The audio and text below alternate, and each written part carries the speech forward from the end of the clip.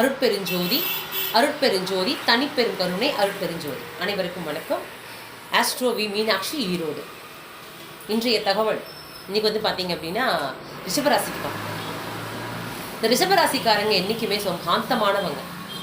சிரிச்சுட்டே அந்த இடத்த பயணம் பண்ணி கொண்டு போயிடுவாங்க. ஏன்னா சுக்கரன் அம்சம். பார்க்க அழகாக இருப்பாங்க, லட்சணமாக இருப்பாங்க, கருப்பாக இருந்தாலும் கலையாக இருப்பாங்க, மனசு ரொம்ப சுத்தங்க. ஏன்னா சந்திர பகவானுடைய உச்ச வீடும் சுக்கர பகவானோட ஆட்சி வீடும் இரண்டு பெண் வீடு ஆதிக்கம் பெற்றிருந்து பெண் வீடாகவே இருக்கிறதுனாலையும் அவர்களுக்கு பார்த்திங்கன்னா எல்லாத்தையும் அரவணைச்சு கொண்டு போகக்கூடிய ஒரு தனித்திறமை இருக்கும். எந்த இடத்துல யாரையும் காயப்படுத்த மாட்டாங்க. ஆனால் இவர்களை யாரும் புரிந்து கொள்ள மாட்டாங்க. ஏதாவது ஒரு பார்த்திங்க அப்படின்னா குறைகள் சொல்லுவாங்க, ஆனால் இவங்க முன்னாடி சொல்ல மாட்டாங்க. அதுதான் அவங்க ஹைலைட். எல்லாத்துக்கும் பிடிக்குங்க, அவங்கள பிடிக்கும். ஆனால் ஒரு சிலர் பார்த்திங்க வச்சுக்கோங்க, ஒரே மாதிரி இருக்காது இல்லையா. ஆனால் அதை பற்றி தான் கவலைப்பட மாட்டாங்க ரிஷபராசிக்காரங்க. அதை பற்றியும் ஃபீல் பண்ண மாட்டாங்க. ரிஷப லக்னமாக ரிஷப ராசி ஆகிறது கடந்து போயிட்டே இருப்பாங்க.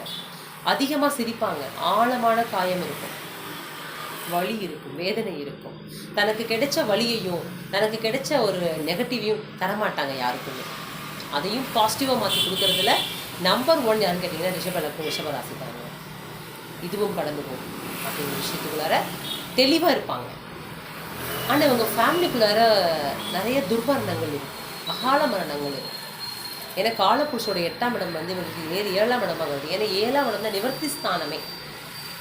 அப்போது அந்த 8ஆம் இடம் வர்றதுனாலையும் அங்கே பார்த்திங்கன்னு வச்சுக்கோங்க, குரு பகவானுடைய ஸ்டாரும் சனி பகவானுடைய ஸ்டாரும் அதே போல் புதனுடைய ஸ்டாரும் இருக்கு. சரிங்களா? ஸோ அதே போல் இவர்களுக்கு யோகாதிபதினா புதன் பகவான் தான் யோகாதிபதி. முழுமையாக கொடுப்பார். சனி பகவானும் பார்த்திங்கன்னா பாக்யாதிபதி அவர் தான், பாதகாதிபதி அவர் தான். சரிங்களா? அப்போ ஆனால் காலபுருஷனுடைய 10ஆம் இடம் இவங்களுக்கு பாக்யஸ்தானம் இயங்குதுங்க. எவ்வளோ பெரிய ஹைலைட்டு. ஆனால் காலபுருஷனுடைய பாக்ய ஸ்தானம் இவருக்கு அஷ்டமஸ்தானமாக இயங்கும். இதுதான் காரணம். அப்போ இவருக்கு பொருளாதாரம், குடும்பம், சரிங்களா, போக்குவரத்துகள், இவங்களை பார்த்து சொந்த பந்தங்கள், உறவுகள், குழந்தைகள், எல்லா விஷயத்துக்குள்ளேயும் ஒரு போராட்டம் இருக்கும். கண்டிப்பாக போராட்டம் இருக்கும். எழுதி கொடுக்குறவங்களுக்கு சிரிக்கலாம், ஆனால் அதிகமாக சிரிக்கணும், பார்த்தா சிந்திக்கணும். அவங்க என்னப்பா ஜாலியாக இருக்காங்க, ஹாப்பியாக இருக்காங்க, பிரச்சனையே இல்லாமல் இருக்காங்க, அதெல்லாம் சும்மாங்க. 12 லக்ன ராசியில் ரிஷபத்தில் பிறந்தவங்க பார்த்தீங்கன்னா அவங்க ஸ்டோரியை கேட்டிங்கன்னா கதையே எழுதலாம். நிறைய கவிதை எழுதுவாங்க. சரிங்களா? எல்லாரோட வாழ்க்கையிலையுமே ஒரு கதை இருக்கும். ஏன்னா நாடக மேடை தான் அடிச்சுட்டு இருக்கோம். கடவுள் தான் பார்த்திங்கன்னா அந்த கதாபாத்திரத்தை கொடுத்துட்ருக்காரு இல்லையா. அதை மாற முடியாது. இருந்தாலும் இவர்கள் வாழ்க்கையில் ஜெயிக்கணும், நான் எந்த பிரச்சனை சமாளிச்சுக்குவேன் அப்படின்னு சொல்லக்கூடியவர்கள் இவங்க. இப்போ அவங்க என்ன பண்ணணும்னு கேட்டிங்கன்னா 2, 5ஆம் இடம் புதன் பகவான். தடைப்பட்ட கல்வி கட்டாயம் இருக்குங்க. தடைப்பட்ட கல்வி கட்டாயம் இருக்கும். போராடி படிச்சிருப்பாங்க. ஆனால் படித்து தெரிஞ்சு ஒரு டிகிரி வாங்கி பெரிய அப்கிரேட்ஸ் இருக்கக்கூடிய நபருக்கு தெரியாத ஒரு ஞான விஷயம் இவர்களுக்கு தெரியும். ஏன்னா வாக்குஸ்தானாதிபதி வீடு சுக்கர பகவானுடைய வீடு. யாருடைய மனசையும் காயப்படுத்த மாட்டாங்க. ஒரு பிரச்சனை ஸ்மூத்தாக ஹேண்டில் பண்ணுவாங்க. அடுத்தவங்களுக்கு அட்வைஸ் கொடுக்கறதுல இவங்க தாங்க கிங்கு. மற்றவங்க மனசு நோகாமல் செய்வாங்க. நீ பண்ணுறது தவறு அப்படிங்கிறத உட்காந்து பேசினா போதுங்க, பல விஷயங்கள் இவங்ககிட்ட வாங்கிக்கலாம். ஆனால் இவர்கள் ஜெயிக்கணும் அப்படின்னா இவங்க என்ன செய்யணும் அப்படின்னா, பொதுவாகவே 2, 6, 10ங்கிற விஷயம் பார்த்திங்கன்னா உங்களுக்கு பணபரஸ்தானம், பணம் வரும். 10 பவுன் எடுத்துக்கலாம். சரிங்களா? அப்போ காலப்புருஷனுடைய அமைப்பில் 3ஆம் இடமே ஒரு 2ஆம் இடமாக வருது, 6ஆம் இடமே 5ஆம் இடமாக வருது. அதே போல் 7ஆம் இடம் உங்களுக்கு 6ஆம் இடம் ஆகுது. பாக்கிய வீடு 8ஆக வருது, விரைய வீடு லாபமாக வருது. கணக்கு பாருங்க. சரிங்களா? சரி இருக்கட்டும், நான் ஜெயிக்கணும். எல்லா பிரச்சனையும் எல்லாத்துக்கும் இருக்குது. பிரச்சனை மட்டும் பேசி என்னங்க பிரயோஜனம்? கடந்து வரணுமில்ல. தண்ணிக்குள்ளே விழுந்தாச்சு, நீச்சல் தெரியல, எந்திரிச்சு வரணுமில்ல. இப்போ நம்ம தத்தளிக்கிறோம். ஆனால் வெளியே இருக்கும்போது பார்த்திங்கன்னா பார்க்குறவங்களுக்கு தெரியும் நீச்சல் அடிச்சிட்டு இருக்காம்பா. அந்த மாதிரி ஆக்ஷன்ஸ் இருக்கும். அடி விழுந்தாலும் வேகமாக விழுந்தாலும் கண்ணு அழுதாலும் கூட வாய் சிரிக்குங்க. பார்த்தா ஆனந்த கண்ணீர். அது ஆனந்த கண்ணீங்க வழி தாங்காமல் அழுகுறாங்க. உண்மை தானே? ஆமாவா இல்லையா கமெண்ட் பண்ணுங்க. சரி, ஓகே, இருக்கட்டும். இப்போ இந்த ரிஷப ராசிக்காரங்க, ரிஷப லக்னத்தில் பிறந்தவங்க, நீங்கள் சிறப்பாக இருக்கணும் அப்படின்னா பசுமாடு எங்கே இருந்தாலும் போய் உணவு கொடுங்க. பசுமாட்டுக்கு உள்ளங்கையில் வச்சு வாழைப்பழம் கொடுங்க. சரிங்களா?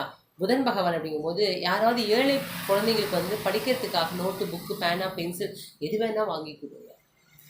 சரஸ்வதியுடைய நாமத்தை கண்டிப்பாக நீங்கள் டெய்லியும் ஒரு முறை சொல்லுங்கள். உங்களுக்குன்னு ஒரு தெய்வம் இருக்கணும். உங்களுக்கும் தெய்வம் வந்து நீங்கள் வழிபாடு எடுத்துக்கணும். டெய்லியும் வந்து அதை வந்து வழிபாட்டுக்குள்ளே கொண்டு வந்துடணும். ஒரு நாளுக்கு முன்னாடி அதெல்லாம் கிடையாது. ஒரு இஷ்ட தெய்வத்தை எடுத்துக்கோங்க. தினந்தோறும் ஆத்மாத்மா உட்காந்து பேசுங்க. நீங்கள் தெய்வத்துக்கிட்ட வந்து பார்த்தீங்கன்னா உரிமையாக இதுக்கு நபர் தான் நீங்கள். எனக்கு இது வேணும், பண்ணி கொடு, வேணும். அம்மா அப்பாட்ட கூட கேட்க வேண்டிய தெய்வத்துக்கிட்ட உட்காந்து அழகாக பேசுவீங்க. எல்லாத்துக்கும் பிரச்சனை இருக்குது, நான் இல்லைன்னா சொல்ல வரல. ஆனால் நான் எப்படி ஜெயிக்கணும் அதில் அடிக்கடி யோசிப்பீங்க. ஆனால் என்னென்னா பாதி தூரம் போவீங்க, ஒரு சக்ஸஸ் கிடைக்கிற மாதிரி இருக்கும். ஏதோ ஒரு பக்கம் ஸ்கிப் ஆகிடும். திரும்பவும் எங்கே ஆரம்பித்தோமோ அங்கேயே வந்து இருக்கணும். ஒரு பரமபதம் மாதிரி வச்சுக்கோங்களேன். 5, 4, 12 போட்டு சல்லு சல்லு ஏனியாக ஏறி போவோம். கடைசியில் ஒன்று தாயம் விழும், சல்லுன்னு கீழே வந்துடுவோம். என்னடா வாழ்க்கை எங்கே ஆரம்பிச்சுட்டு அங்கேயே வந்து நின்றுட்டுமே அப்படின்னு தோணும். என்ன பண்ணுறது? திரும்பவும் என்ன பண்ணணுங்க? அனுபவம் கிடைக்குது இல்லை, மறுபடியும் கேர்ஃபுல்லாக விளையாடணும். அவ்வளோதான்.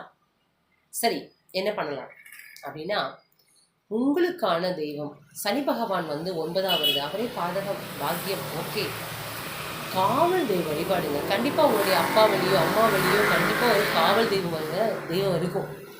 அந்த தெய்வத்துக்கு உங்களுக்கு தேவையானது செஞ்சு கொடுங்க. உங்களுக்கு என்ன செய்ய முடியுமோ வருடம் ஒரு முறையோ 2 முறையோ கண்டிப்பாக போய் பாருங்கள். எலுமிச்சம்பழம் மாலை கோர்த்து கொண்டே போடுங்க. சரிங்களா? அந்த சுவாமிக்கு வந்து பார்த்தீங்கன்னா நல்லெண்ணெய், திரி, தீப்பெட்டி வாங்கி கொடுங்க. அங்கே என்ன வழிபாடு முறை இருக்கோ அதை ஆத்மார்த்தமாக செஞ்சு கொடுங்க. உங்கள் ஊர் எழுதக்கூடிய காவல் தெய்வத்தை கெட்டியாக பிடிச்சி வழிபாடு எடுத்துக்கோங்க. காவல் தெய்வம் கொடுக்குற விஷயந்தான் உங்களுக்கு மிகப்பெரிய அளப்பெரியது. ஆனால் சுக்கிர பகவான் வந்து இங்கே ஆட்சி, சந்திர பகவான் இங்கே உச்சம். அப்போ 2 பெண் தெய்வத்தை நீங்கள் வழிபாடு எடுத்துக்கணும். 2 பெண் தெய்வத்தை வழிபாடு எடுத்துக்கணும். உட்காந்து பேசுங்க. அம்மா எல்லாமே நீதாம்மா.